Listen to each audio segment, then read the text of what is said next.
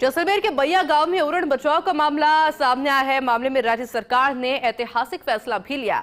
बैया गांव में चल रही निजी सोलर कंपनी और ग्रामीणों के विवाद पर विराम लग चुका है। अडानी कंपनी ने बैया गांव में 812 बीघा जमीन छोड़ी। राज्य सरकार ने 128 खसरों पर कार्य की स्वीकृति दी थी। जिला प्रशासन ने 116 खसरों पर निर्माण कार्य करने की स्वीकृति दी थी। अतिरिक्त जिला कलेक्टर पवन कुमार ने लिखित आश्वासन दिया है। फतेहगढ़ एसडीएम शिवा जोशी, तहसीलदार शिव प्रसाद शर्मा मौके पर मौजूद है। बीते लंबे समय से रोहिडाला उरण क्षेत्र में कंपनी द्वारा निर्माण कार्य करने पर ग्रामीण विरोध कर रहे थे। उरण को बचाने के मामले को लेकर मांग को लेकर श्री विधायक रविंद्र सिंह भाटी के नेतृत्व में बैया गांव के ग्रामीण धरना दे रहे थे। ग्रामीणों के विरोध के बाद जिला प्रशासन ने 116 खसरों पर निर्माण कार्य की स्वीकृति दी थी। बैया गांव के पास अडानी पावर के 600 मेगावाट के सोलर प्लांट पावर प्रोजेक्ट के लिए आवंटित किया गया था। मेरे साथ सहयोगी सूर्यवीर फोन लाइन पे जुड़ चुके हैं।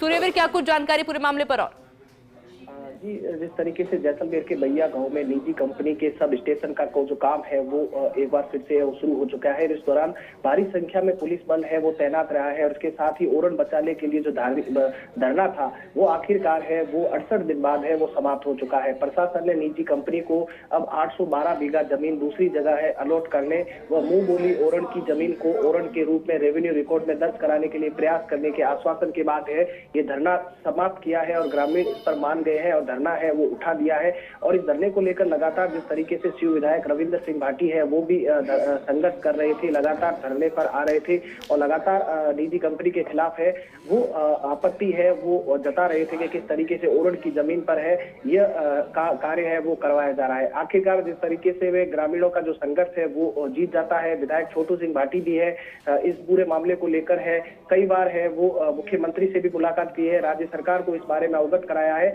और इस पूरे मामले को लेकर ग्रामीणों का आरोप था कि मुंह बोली उरण है इसको लेकर लगातार निजी कंपनी में है वो काम करवाया जा रहा था। लेकिन अब प्रशासन ने लिखित आश्वासन दिया है और कहीं ना कहीं जिस तरीके से जो मुंह बोली जो उरण है उसकी जमीन को है वो छोड़ दिया है और उसको रेवेन्यू रिकॉर्ड में दर्ज करवाने का है वो जिला प्रशासन ने आश्वासन दिया है। अब करीब 812 बीघा जमीन कहीं और अलॉट करने के बाद है कंपनी को अलॉट है वो करवाई जाएगी, क्योंकि जब जिस तरीके से ग्रीन एनर्जी की जो कंपनी थी जहाँ 600 मेगावाट के सोलर पावर प्लांट के लिए सरकार की तरफ से करीब 3304 एकड़ जमीन है वो अलॉट की गई थी, जबकि 229 एकड़ की जो निजी खातेदारी की ये जमीन है वो बताई जा रही थी, जिसमें करीब 10 एकड़ की जमीन सब स्टेशन में निर्माण होना था। और ये प्रोजेक्ट मैस्टर्स जिस तरीके से है ये कंपनी का कार्य है वो शुरू करवाया जा रहा था। लेकिन जिस तरीके से कई ग्रामीणों ने इसका विरोध किया कि उरण की जमीन पर जिस तरीके से काम है वो करवाया जा रहा है और उरण के काम पर लगातार जिस तरीके से शिव विधायक है वो लगातार है वो धरना देकर बैठे थे। लगातार बार बार जिस तरीके से है उन्होंने